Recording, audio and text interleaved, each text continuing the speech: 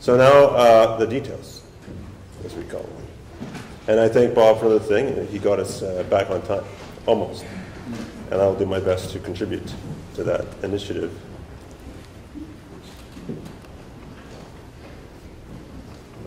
There we go.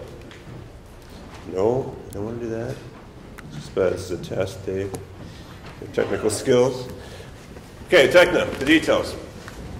Advancing Technologies for Health. Techna Institute is a new institute, a new way of thinking, a formula for healthcare, innovation, and commercialization. You've heard about the context, you've heard about the motivation, and I'll tell you about the details. Central to the design of this institute is a return to the engagement of the academic clinician. We heard about it in all the speakers. I don't even need to dwell on it. I appreciate the comments of the speakers and the alignments between what we're presenting here and what we've heard. The idea of starting in the context of clinical-driven demand. Actually, Bob sharpened it. Not just an idea that comes out of the OR. An idea that's backed with data that demonstrates that there's a real value to this. Using the information to motivate more strongly the innovation, not just an idea. We can pull together collaboration, resources, and technology solution development. We're not going to do it on our own. As you'll find at the end of this session, we actually already reach to the globe and connect. And in fact, there's opportunities to reach down the street more and connect. Opportunities we haven't actually followed up on as well as we could. And the return to practice. There's a nice article in 2006 that users play a central role in innovation in many industries. The medical devices industry specifically, users, people who handle individual technology are key in that activity. So what is Techna? Techna is a new research institute, the fourth institute at UHN, OCI, TGRI, TWRI, and now Techna. It's an institute at UHN in partnership with the University of Toronto, and it's focused on the accelerated development and exploitation of technology for improved health. What will Techna do? Techna will stimulate and facilitate the innovation life cycle, the life cycle I showed you earlier, by facilitating the continuum from clinical initiative to return to clinical practice. We'd like to shorten that time interval and facilitate, just as we heard in the Summit model, specifically for the benefit of the patient and the healthcare system. How is Techna unique from a research institute point of view? We're beyond research. There's lots of research and discovery side. And we need to use that information. We also have to execute the rest of the way through. I've never been so bold as what the Summit approach is to say we don't make new technologies. We're just going to assemble it for the benefit. But I mean, maybe that's a sharper and cleaner way to go. And I'd like to hear more about that after. Network of partners. An opportunity to get beyond this colloquial approach that we have and to really connect more broadly. There are so many opportunities, and we'll find as I go through my presentation what those are like. And of course, impact. So what are the founding principles? Engagement of academic clinicians is essential to innovation. We're returning to a model wherein the academic clinician is a true font for opportunity for innovation, based on need, looking at diversity from multiple perspectives, and the opportunity to create an educational environment that supports those individuals. Beyond discovery to collaborative development and implementation, strengthen engineering and applied sciences. Engagement with IBBME, the Biomedical Engineering Program at the University of Toronto. Fantastic resource. Chris, I think is here. Fantastic resource across the street. They have a mandate to grow their biomedical engineering program. And currently it's facilitated out into the community. We could build a much more supportive mechanism to bring those individuals into the hospital so they know what technology is coming next. They actually worked on it. A fantastic opportunity. Of course, engaging in medical biophysics, for example, but also the physical sciences. I mean, we're across the street now, actually. We're actually across the street. We're on U of T campus. There are computer science, physical science opportunities that have completely been unengaged for decades. And partnerships are key. We're not interested in isolating or only working on the ideas from within the Techna environment. It's not about Techna's IP. It's about innovation and practice change. So we're looking for good ideas, good technologies. And if we can help you bring them to practice, then that's a success for us. The model here, as I call it, an initial operating framework, kind of illustrates this concept. Clinically driven demand, supported with technology and support from a Techna faculty, where an idea would come out and return, possibly interacting with the environment at the University of Toronto, but more than likely, as we've seen already in our collaborations with industry, going beyond that local environment. Maybe we'll do this twice, but then we'll realize, gee, you know, we could really use some of that ultrasound technology from Sunnybrook. Why don't we pull that into this model? Because our other technology would work pretty good, but with the ultrasound, it's a fantastic opportunity to put it together.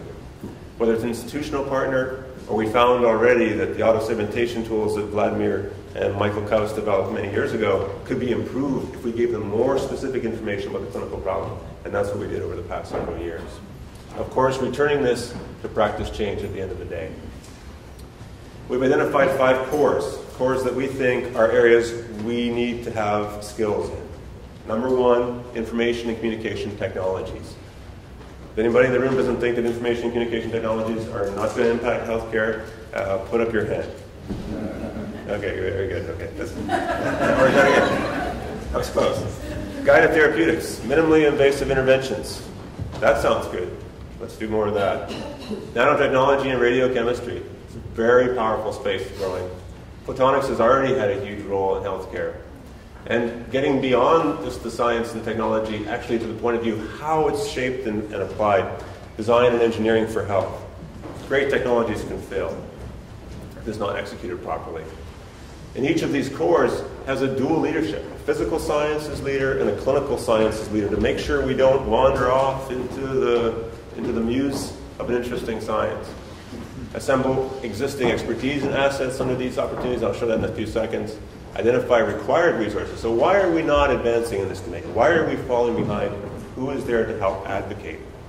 And also, a different way of thinking. Not cottage science where I have the postdoc in my lab and we're working away and we're very happy and I have my operating grant. It's not the point. We want to be an R&D support program for the hospital. We pool engineering and commercialization resources. Why would we do that? We do it for quality and we do it for stability. We don't want half the funding for your computer science programming individual because you'll only be able to afford them for half a year, or you'll hire someone who's of a lower quality. But by pooling, we have fantastic opportunities. So I've been very fortunate to find a remarkable number of individuals who think like this. They don't have to think like this. They could just say, no, I have my game. I'm doing pretty good. I don't need any more of this stuff. I'm just going to sit here and be very happy. And individuals at the university, Paul Sentier, head of biomedical engineering, has agreed to be the director of research faculty for physical sciences. Kieran Murphy, in his advocacy for the clinical sciences, has agreed to oversee this faculty. We're looking forward to having faculty, both in the physical sciences and the clinical sciences, come forward for an appointment in this model. In each of the 5 cores, Igor Jurisica, fantastic informaticist. Peter Rostos, our chief medical information officer.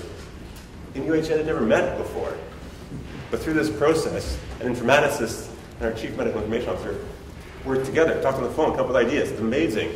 Guided therapeutics, a fantastic initiative by Jonathan Irish, a surgeon who's here and has worked many years with us together on this. And we're still interested in recruiting someone with some of these new funds to head up the physical sciences part. A fantastic combination of a chemist, Gang Zhang, just comes up with cool stuff. He's probably here. I think he is here. Where is he? There he is. Right? And Metzer, of course, a radiologist with a focus on nuclear medicine. That's just such a logical combination to make something happen. Photonics, Brian Wilson's a fantastic leader in photonics, and he's agreed to work with us. The question is, on the clinical side, is it about endoscopy? Is it about pathology? What's the right clinical partner for photonics? And so we're thinking about that. And of course, in design and engineering for health, we have the strength of Joe Cafazzo and his team. He's been working in human factors, heads up biomedical engineering, bringing the clinical science lead. And we'll be looking and recruiting for physical science lead to partner with this. Our commercialization model, which I'll touch on a little bit later, headed up by Mark Taylor. Track record.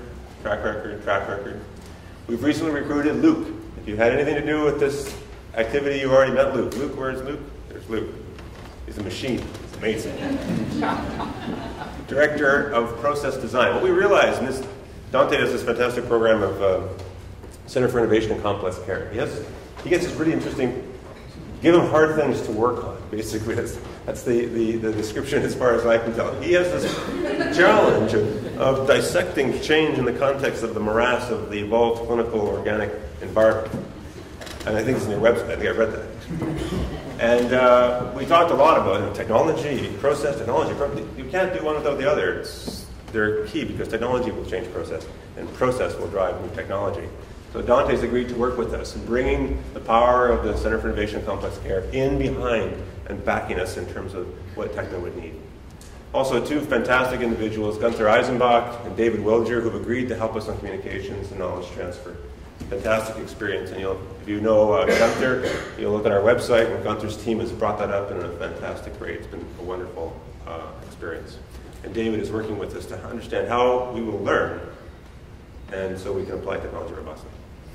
We have an operations program. Rob Merson helped us get this going, as well as Zolf Kassam a long time ago. Thank you very much, Robert. Lucas has got the job of making everything move. He's probably timing me right now. Mark, in terms of commercialization, contract support, core facilities headed up by Tracy Liu. As I'll show, we have fantastic resources. Resources we should invite the world to work with. Engineering team headed up by Kelly Lane, fantastic track record here. And we're starting to build and work with the UHN's research support services, the business manager, Mary Wong, and others to make this happen. So faculty, what's our criteria for appointment? Research and development, that's good. Translation, that's key. Commercialization is a great form of translation. We value these things. And even if you're just willing to build the research enterprise, we'd like to invite you to participate as a faculty in Techna. Types of faculty. Funded faculty, which we would have a little bit of money, so we're going to hire some new people and fill some gaps. Cross-appointed faculty. As Bob indicated earlier, what research is UHN doing outside of the existing structures? An opportunity to draw that together and recognize that and perform the integral of the activities of the research hospital is lying before us. I think I would encourage individuals to come forward and interact with us and exploit this connectivity opportunity. And the third is industry-sponsored faculty. We've had a remarkable engagement already in this, and we're working with other partners as well, and I'll touch upon in a second.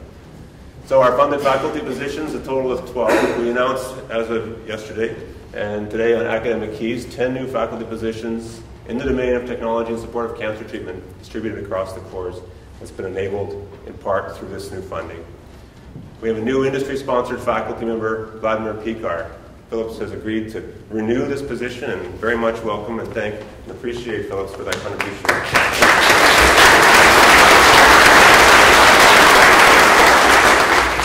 The remarkable thing is individuals like Vlad interact with Sven Dickinson, the head of computer science. And Sven says, well, why don't we get you an appointment? Wouldn't it be logical to get you an appointment at UT as an adjunct professor? This is the kind of opportunity that's being presented, and it's very exciting to see this number climb as partners around the world engage. And of course, we'll have further growth in technology chairs. As an example, Tony Eastie's chair and the Baxter Chair for Biomedical Engineering is committed towards the support within Techna. There's an opportunity for education. I didn't have this slide in, but I felt it was completely inappropriate to leave it out. We have an opportunity to create a culture. And I'm very interested to hear what Simon's comments and experience are in terms of creating the culture. How is this knock on from generation to generation? When you see the innovations and you see the methodologies and you see the practices occurring, what does this do to the next generation of surgeon, the next generation of medical physicists, the next generation of biomedical engineer? How does this change their willingness to participate, their engagement, their networking capacity, their abilities to make use of this connectivity opportunity?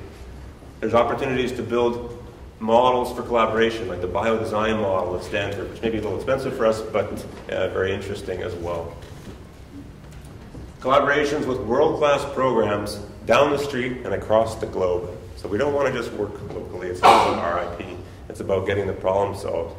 And I'd like to announce our relationship with the Institut National Optique of Quebec City. We have, INO represents a world-class expertise in optics and photonics, including biophotonics. And we signed an MOU just a few months ago where INO is committed to support up to $2.5 million of in-kind engineering resources and project management, a quarter of an FTE over the course of the year, support for a period of 5 years. And we just give them some space so they're close to us. I think this is so smart on our side. So Marcy, thank you very much for your support.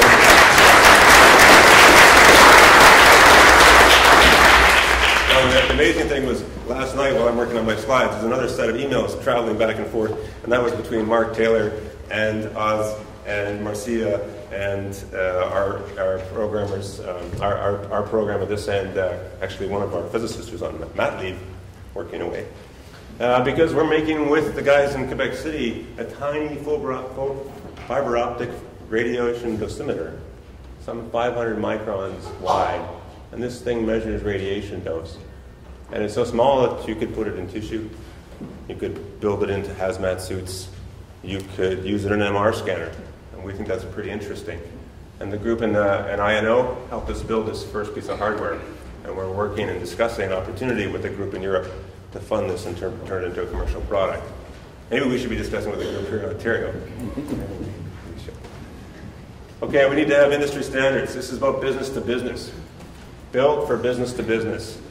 We have to have the mechanisms people understand in business. These are called technology readiness levels, TRLs.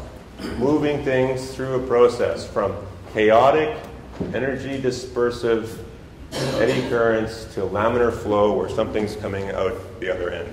Lots of energy, but no net motion.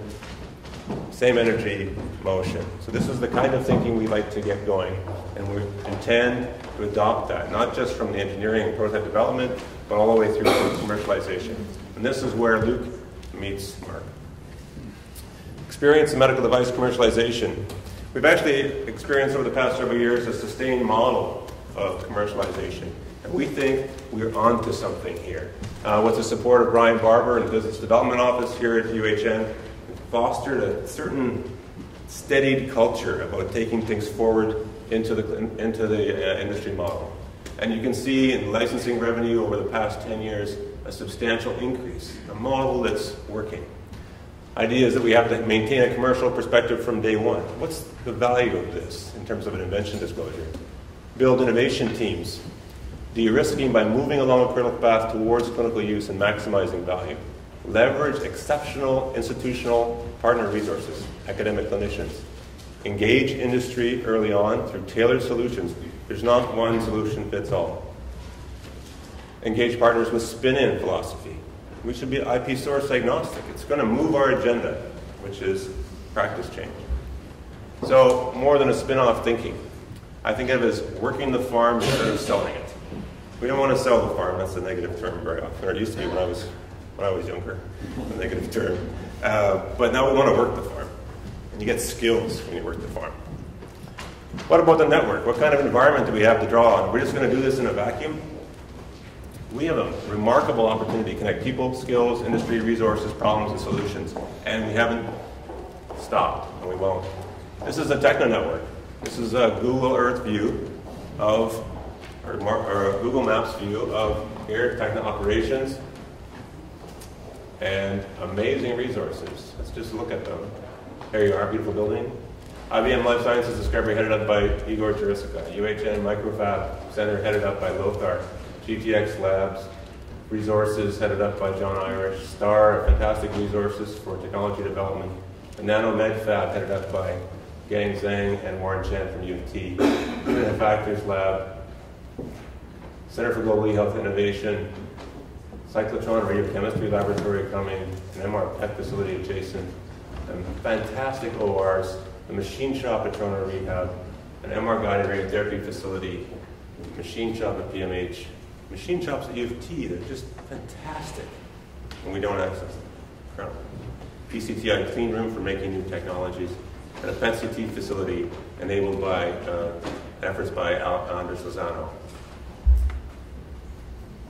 A 70 MR in May. Remarkable resources coming. And of course, our friends in Quebec. Resources like this new radiochemistry facility, a research facility put in place. How are we going to organize this from a hospital? It's a research resource. What, one guy going to be in charge of that thing? Doesn't make any sense. Why wouldn't we park it under a core of radio and nanochemistry, where we have a radiologist who understands what the value of this technology is, and a chemist who can make new versions of it, could supervise that core and that resource and make sure that it is well used. We can build technology. This is an MRGRT project that we're working in. This is a very interesting model. Had the idea. I don't have the ability to throw magnets on rails, and I could make a Linac, but it'd take me a lot longer. It wouldn't look this nice. So why wouldn't we just call a Canadian company called Emrys, call an American radiotherapy company called Varian, and see if they can work to our specifications based on a grant to design something that nobody else has, that we think is valuable for a clinical problem we know in radiation therapy. In this case, using state-of-the-art MR imaging to direct radiation treatment, using robotics that were developed completely out of our space, but networked together based on clinical understanding. Why would these companies come to work with us? Because we understand the clinical problem. There are some interesting technical elements we'll work on, but they're bringing massive resources to make this happen. Same kind of model in our ORs. This environment's going to transform, headed up by Jonathan Irish, Kaz, and Walter, and Robert Weersink, and many others working to integrate C-arms and CT into the image guidance in the arm. Maybe this would be very useful for someone trying to understand the value of a new stent, to make sure it's placed properly. So tools that enable the evaluation of novel technologies. And of course, we want to look at the human factors of this thing, because I mean, it's a great idea and you can make it, but if it doesn't actually work with the human, that's a problem. And so Joe's team and Tony's team have done a fantastic job in the environment at the Center for Global eHealth Innovation here at UHN. And this, on the website, they're going to keep doing this. We're just happy to have them play with us. Fantastic opportunities. CT scan implementation, diabetes models, usability evaluation. And of course, I mentioned earlier the need for understanding the process. What would the Techna network workflow look like? We actually have someone in Tracy. She's here. I know she's here. She's in the hall. Called Techna Network Coordinator. If you think about these resources, wouldn't it be wonderful if you had a problem set that you can go to someone who knows the resources and there when they were designed, and can help you schedule your activities across these resources?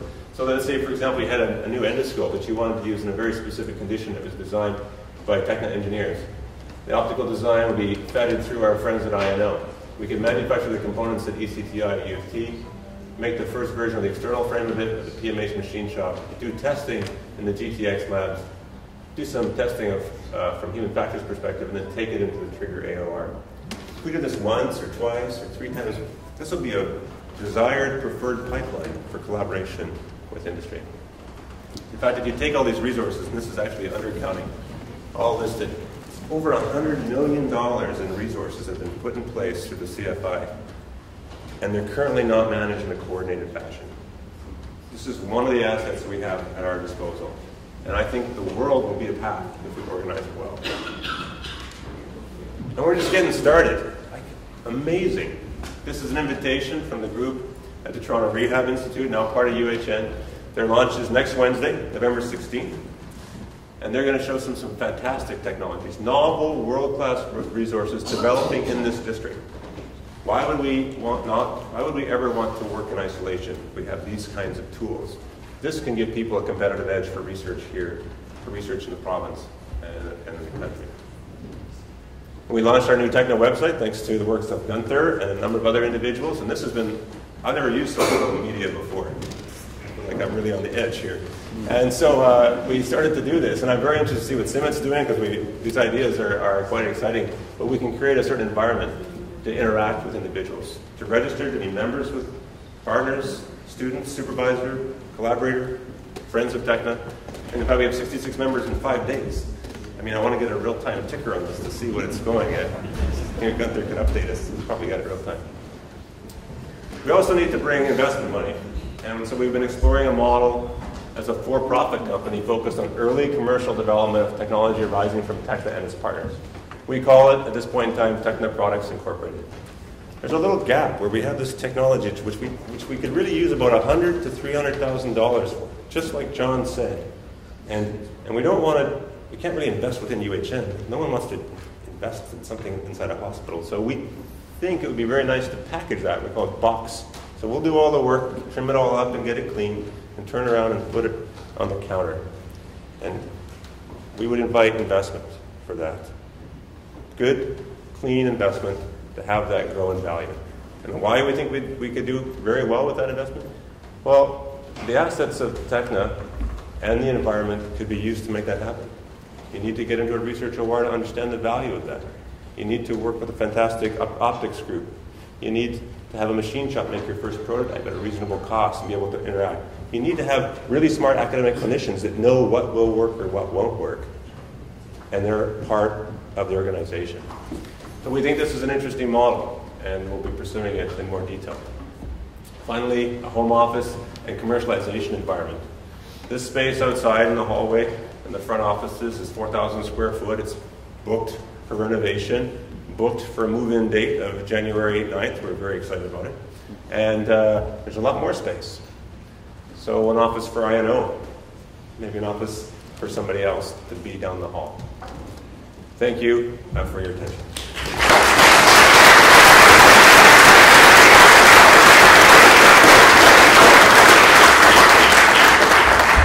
I'm going to just make a few more thank yous, and there's a few more things we really want to do today. I'd like to thank the Friends of Techna for feedback on design, concepts, encouragement, financial models, and some movies, which we'll show you in a second.